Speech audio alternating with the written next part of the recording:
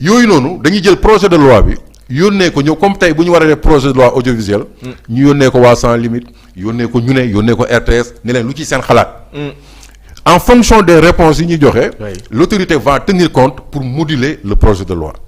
Conseil économique et social nag dafay tax état da nga fay def ñi fa war a dem mais nga bañ fa def personnel politique. Tu mets là-bas yow secteur audiovisuel. am na fii des agents yoo xam ni ku la naissance de la télé au Sénégal fekkee nañ ko. war nañ ca am kenn. yéen la jeunesse bi fi nekk yor léegi audiovisuel war ngeen ci nekk. ouvriers yi mécaniciens yi menuisiers yi les anciens généraux mais ñoo xam ni saa waay li ñu xam ci état kenn xamul.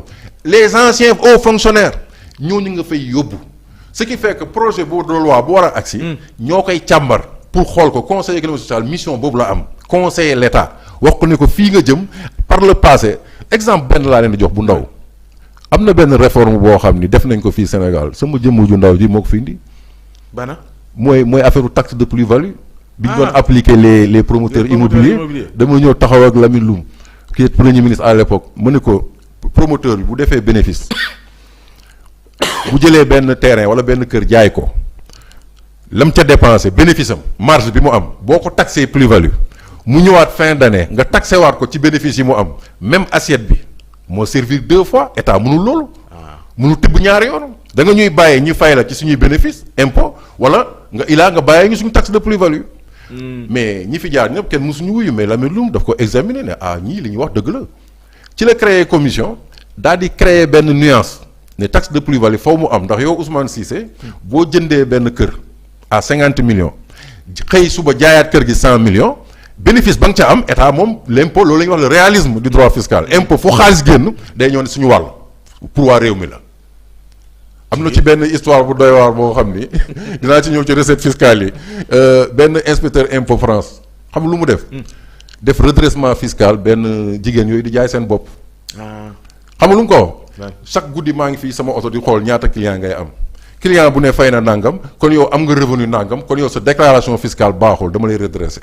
pour te dire que ni te pourtant la muy liggéey kenn daganalu ko. ci texte mais impôt moom xamul loolu mooy le réalisme du droit fiscal. fu xaalis ne day dem jël wàll. bala ngay judd sax da ngay fay impôt. boo dee da ngay fay impôt ca cimetière. donc dafa nekk loo xam ni mu dindi ko mais ñu toog ren. daaw jéeg du moins am benn conseiller de Abdoulaye Daouda Diallo xam naa xool pour élargir les recettes mu ne oui mais promoteurs yi taxe de plus-value mais xamul ni taxe de plus-value boobu lu tax ñu supprimer ko dafa am historique mu ñëw réinstituer ko ci loi de finances su 2022 bi mais xamul lu xew mais plus-value boobu pour nga calculer ko mais dafa compliqué ba nga xam ne mu bloqué vente yëpp depuis janvier ba août état li mu doon am ci recette fiscale parce que day am chaque jaay bu yoo jaayee immobilier 100 millions état am na ci 5 millions droit d'enregistrement am na ci 1% mutation muy 1 million beneen encore plus la TVA état au bas mot pour 100 millions vendus état mën na ci lekk 7 millions ba 8 millions état kese. waaw léegi état boobu 8 millions yooyu xam nga xaalis la. Sénégal yi dañ bëgg suuf lañ bëgg tabax mais ñu xëy def taxe de plus-value boobu notaire yi kenn mënatul liggéey vente yi bloqué. mesure ba mu defoon pour gagner plus d'argent moo indi tooxi duuna boobu ci laa ñëw man leen na ma intervenir woon ci Lamine Loum ma wax leen ne leen yéen dama leen di jox benn secret yéen li ngeen def bloqué ngeen vente ba amatu leen recette mais yéen calculer leen ngeen xool kër yi nekk ci Sénégal ñaata nit ñooy tabax mais dem leen ngeen def ak mairie yi ngeen jël cadastre fichier bi kër gu ne ngeen xam lan la ngeen taxé foncier bâti wala non bâti ku tabaxul fay non bâti ku tabax fay info bâti ngeen jël les jeunes ngeen recruter leen parce que recette buy am da ngay recruter quand même donc plus tu prends des jeunes jox leen scooter ñu yor seen ay carnet di wër comme recensement fii de kër Ousmane Cissé la villa 4 chambres salon R+1 angle nangam numéro nangam rue nangam. ñu teg ñu yónnee la te loolu dina am liggéey bu am solo ci affaire loyer boo bëggee baisser loyer wax naa ko ci benn émission ne nii di wutee autorisation permis de conduire am permis de construire. noonu nga waree am autorisation pour louer.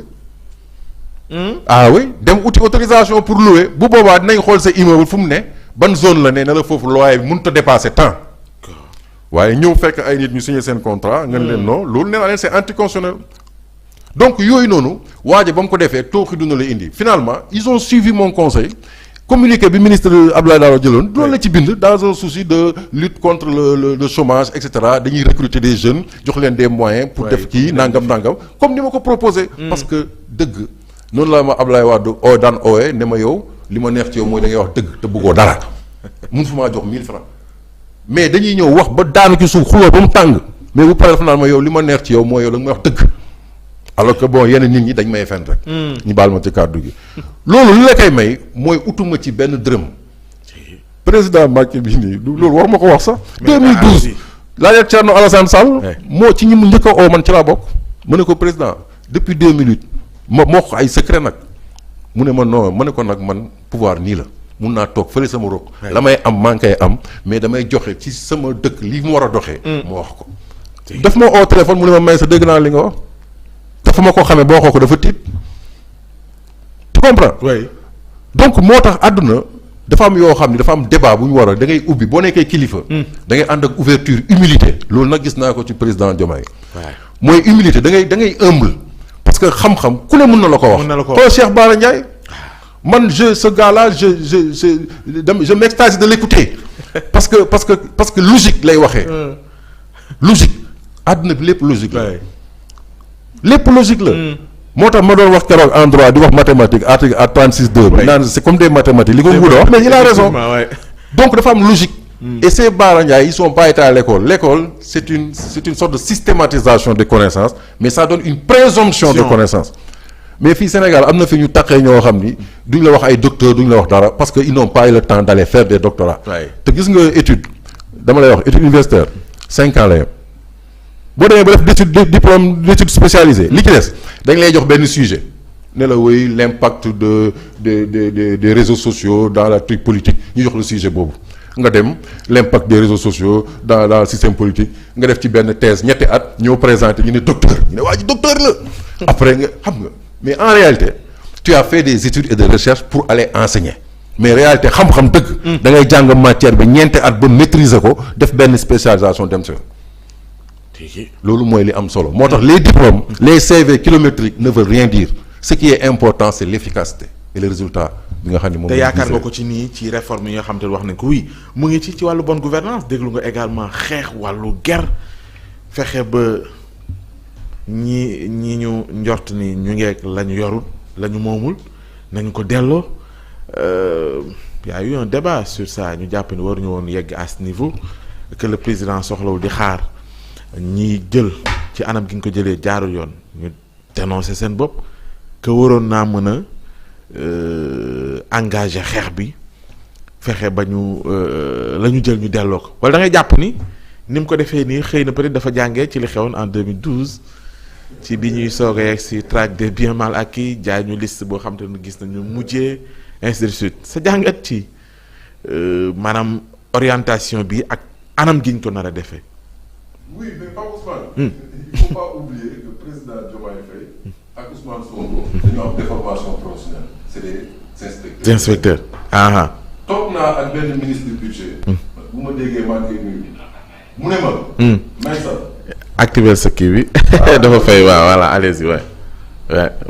Appui voilà. c'est voilà. mën il faut pas que les gens oublient la déformation professionnelle day am.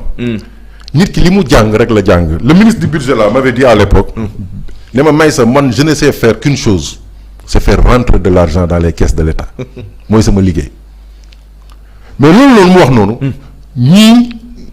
seen métier mooy impôt mooy dem jëli xaalis fi mu ne nga jël ko pour contribuer au développement du pays pour le fonctionnement de l'État logique boobu di nga ci ne nga gis des années où il y a eu des gens yoo xam ne pendant que les gens mouraient de Covid y en a qui s'en donnaient à cœur joie yow loolu mun nga imaginer ñu bàyyi leen ne bon xam nga Sénégal maslaa daf fi bari da ngay gis nit ku ñëw yor otoom benn charretier jóge fële wala benn scooter wala benn oto bu ñànkar wala kii ñëw yàq oto bi yëpp ñu naan la waaw baal ko te ñooñu ngi la wax baal ko kenn ci ñoom du génne xaalis jox la tigi donc ñun politique gu maslaa boobu qui cause un dommage doit payer man il m'est arrivé ma mbëkk oto nit mais bu ma gisee muy benn loo xam ni benn stop la lampe stop bu toj nangam waa ji wàcc nii circulation bi nar a bloqué dama ni sawaay lampe bi ñaata lay jaar mu ne ma ñaata kii 20 000 mu ne ko am 20 000 la ngi nii yàlla def ma yoroon 20 000 sama poche ma jox ko.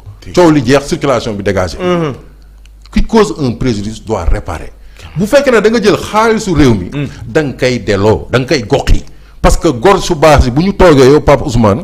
nga ni man day milliard a ngi nii waaye jëluma alalu jàmbur wala moomeel du sama moomeel du ma ko laal waaye léegi yow nga jël suñu xaalis. luubal ko ak sa waa kër tabax say étage jënd say nangam def lu la neex bu gor si baax si liggéey di ñax nga ñëw léegi ñu ne woy ñu ne waaw dañ la war a bàyyi nga raw mais président Diomaye dafa gentil.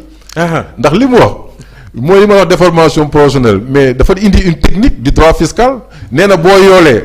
booy ne yoolee muy dox. parce que loolu c'est une technique boo xam ni. c'est tellement passionnant parce que les étudiants en droit dinaa leen ci jox benn xisa boo xam ni c'est un éminent prof en France. bu ma yoroon moo ci bind la pratique de la délation mu bind ci ne loolu c'est aux antipodes des règles de morale et de bonne gouvernance parce que da ngay pousser nit à ce que mu trahir xam nga fan la jógee loolu. c'est la lutte contre les pratiques des contre-lettres. contre-lettre nag ñu bari xam nañ ko mooy lan impôt loo leen déclaré dafa lay taxé ci loolu. nga daan ne bon léegi da ngay dem ñu bind ci këyit nekk ni bon yaa ngi ma jaayee 100 millions terrain bi waaye dañuy dem ngeen bind ne 30 millions nga ma ko jaayee comme ça léegi 30 millions bu ñu calculer li ngay fay ay frais donc du dépasser 3 millions. alors que bu nekkoon 100 nu mu tuddati di nga dem ba ay au moins 10 millions. 10 millions xam nga loolu. nga daal di déggoo ak waa ji mais yow comme da ngaa joxe 100 millions da nga naan waa ji bindal ma décharge. comme quoi jox nga ma 100 millions. waaye léegi nag waa ji bu jëlee décharge boobu bëgg la yoole moom 3 millions yi mu waroon fay état de France daf ko ni ko boo boolee waay si yow 3 millions yi nga waroon fay dootoo ko fay waa ji mooy fay yëpp parce que état li mu soxla mooy jàpp kenn. pour mu fay pour ñëpp mu daal ne yow boo yoolee li nga waroon fay dootoo ko fay kee laay jàpp. mais na nga fexe rek ba boole ko loolu li tax état def ko mais caay-caay jooju dañ ko def pour que ñii di nëbbatu état seen xaalis du ñu am yoon bu ñu jaaree moo tax mu ñëw ci cas bi ne licence de pêche yi ñi ko amoon parce que sénégalais bu jël licence de pêche yor ko dem këram mais moom moo ci lekk ak njabootam di dem vacances fu ne mais pêcheurs yi Yoff yeeg Kayaar yeeg ñëpp dootu ñu gisati jën parce que société ba mu ko jox ay bateau usine la ñuy indi def weer ci géej gi la ñu jël ci jën yëpp ñu jël ko yóbbu Chine wala yóbbu Europe mais loolu c'est criminel à la limite loolu nag ñu ne la léegi boo demee boole société boobu. yow mi nga xam ne yow Sénégalais bi yaa am compte la dañ lay bàyyi waaye société bi la ñuy dem jàppi mais loolu c'était un réflexe. issu du milieu nu mu tuddati du droit fiscal mooy la pratique des contre-lettres. donc bu boobaa celui qui dénonce moom la ñuy baal daal di jàpp keneen ki. voilà loolu nag c'est parce que moom li ñuy wax c'est un droit qui est très réaliste. noo mën a def ba récupérer xaalis dañ koy def. ak tamit douane li muy def transaction. transiger jàpp naa la soit dama lay tëj wala nga transiger. mooy da ngay fay amende. fay droit normaux yi ba pare fay amende. redressement yi ñoom Bassirou Diomaye Faye doon def. son excellence ak ñoom Ousmane Sonko. c'est la même chose dañuy jàpp banque wala société ne la yaa ngi waroon fay un peu 1 milliard mais fayoo ko redresser la dolliwaat ci ay pénalités. tu comprends. mais pénalité yooyu état pour mu encaisser ko état dafa muus dafa naan Pape Ousmane Cissé bu ma ko joxee muy joxe ay pénalité mun na ko bañ a suivre mais su ma ko nee pénalité koo jàpp da nga ciy am mooy fonds commun yooyu mais da ngay sawar a jàpp tey policier boo buggee lépp jaar normal nañu wax policier bu verbaliser bu jaar yoon am nga ci commission am nga ci pourcentage bu ñu lay jox d'accord mais ñoom duñ ko jot donc loolu la dafa am des choses yoo xam ne c'est des méthodes hardies yoo xam ne état daf koy def pour mun a accroître des recettes. loolu la wax ci wàllu bonne gouvernance wax na ba wax amnistie des prête-noms. mais c'est ça. et intéressement sous condition d'autodénonciation. mais c'est ça. mooy li ma la wax noonu. mooy la délation. mooy la délation. donc c'est ce qu'on avait créé ça c'est le législateur français à l'époque le nu mu tuddati pas le législateur bon c'est nu mu tuddati cette pratique était admise. dans les milieux fiscaux parce que ça permettait de lutter contre les gens qui pratiquaient les contre-lettres. xam nga. France da ngay gis voisin kenn bu la gisee nga jënd Mercedes bu bees mu oo impôt ne ne Ousmane Cissé seet leen ay mbiram jënd na Mercedes waaw alors que moom enseignant la dan la mën a def ba jënd Mercedes. rek gars yi commencé ñëw vérifier la. donc dafa am benn système de vérification boo xam ne tout le monde doit contribuer c'est comme li gendarmerie di wax. seen numéro vert yi boo leen gisee dara lu jaaduwul da ngeen war a oote. loolu la ñuy wax citoyenneté boo gisee waaju ne ci koñ bi di def naka sudul noonu. tu appelles les forces de l'ordre téléphoné leen.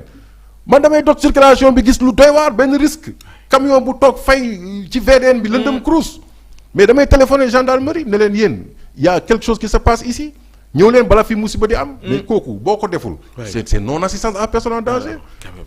donc c'est des gestes yoo xam ne dañu war a éduquer les Sénégalais.